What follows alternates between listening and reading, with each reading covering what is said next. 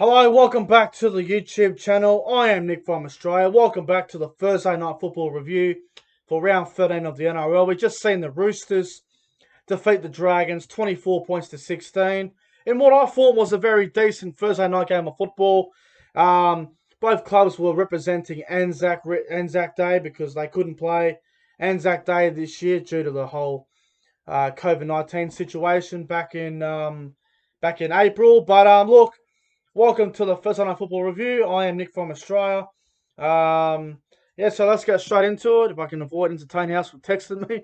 How good is he? What a great bloke. Let's just get into it. So, the first try of the game was through Joseph Manu, pretty much in the first 2 minutes of the game. And, the Roosters got up to a fantastic start, and then Mitch Orbison scored in the 13th minute.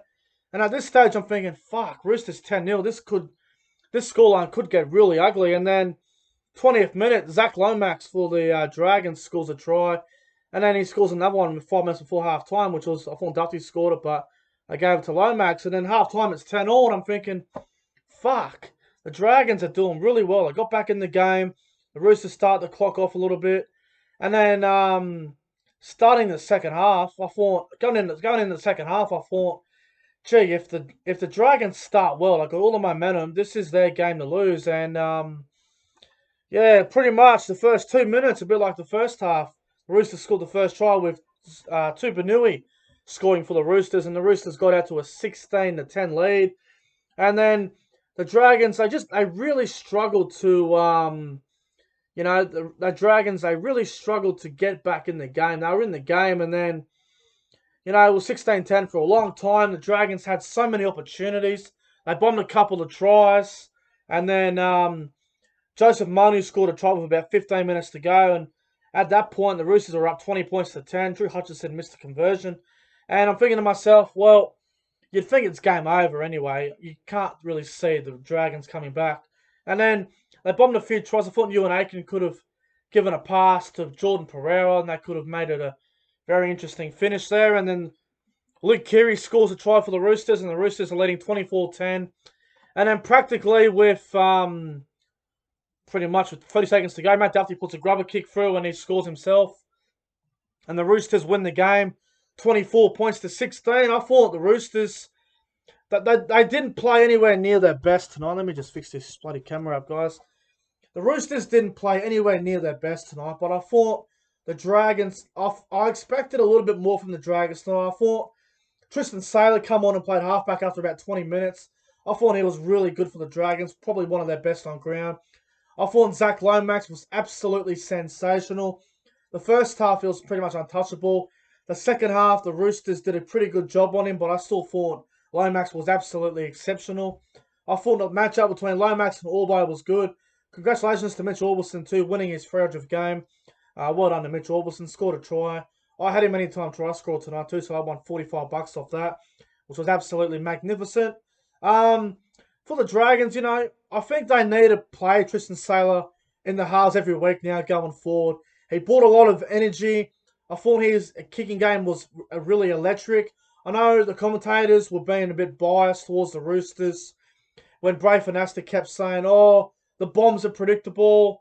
Well, I disagree. When you put up a bomb, there's no guarantee you're going to take it all the time. Even though you might be prepared for it, bombs aren't easy to take. Trust me, back in 2014, I used to play on the wing. Bombs coming at me all day. It's not fucking easy catching a bomb. It may look easy when you're just kicking the ball around, but when you're actually in a real game of football, bombs aren't fucking easy. They challenge you. There's pressure on you. You blink for 1 second and you drop the ball.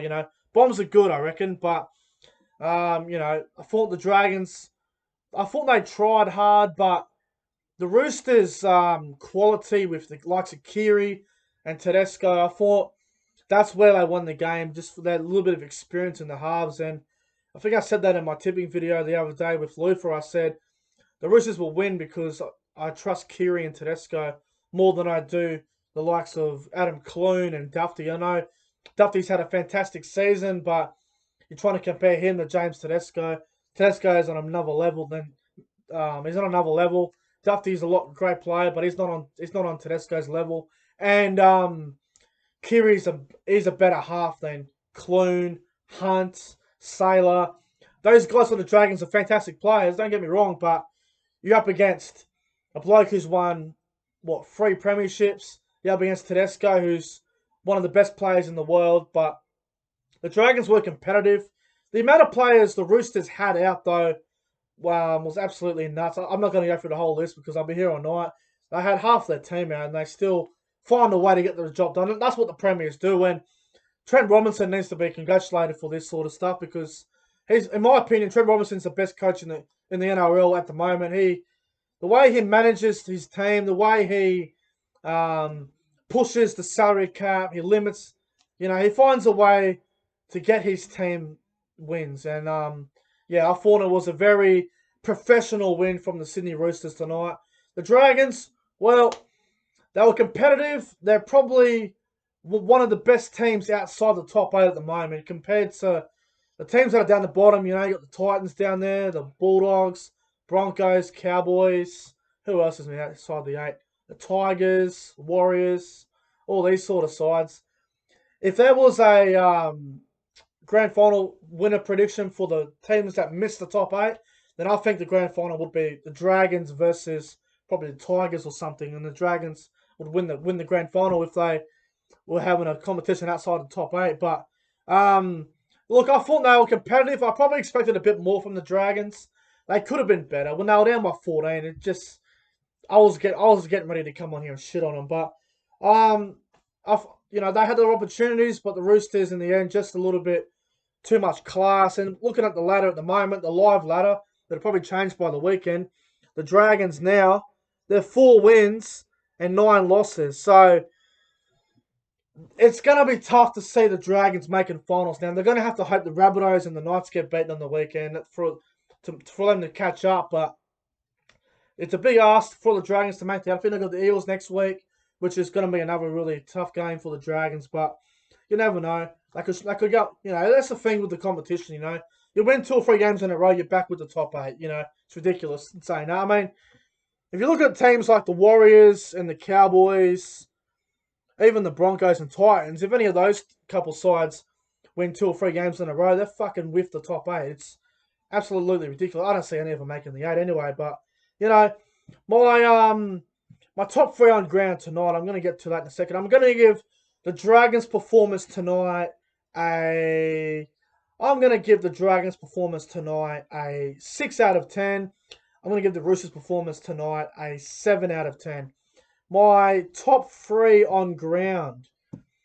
This is not easy because there were some pretty special players tonight, to be brutally honest with you. Holy shit. Okay, I did not expect this. Takiaho, 306 meters. Oh my god, that's got to be best on ground, surely. Okay, I'm going to go. Number 3, I'm going to go Tristan Sailor. Thought he was exceptional for the Dragons when he came on the field. Number 2, I'm going to go with Lachlan Lamb. I was really impressed with his kicking game tonight. Thought Lachlan Lamb was absolutely outstanding. And my man of the match, I only just seen this. I'm going to give it to Siwa Takiaho. I was going to give it to Lachlan Lamb. Takiaho, 306 meters. I didn't see that. And 130 post-contact meters.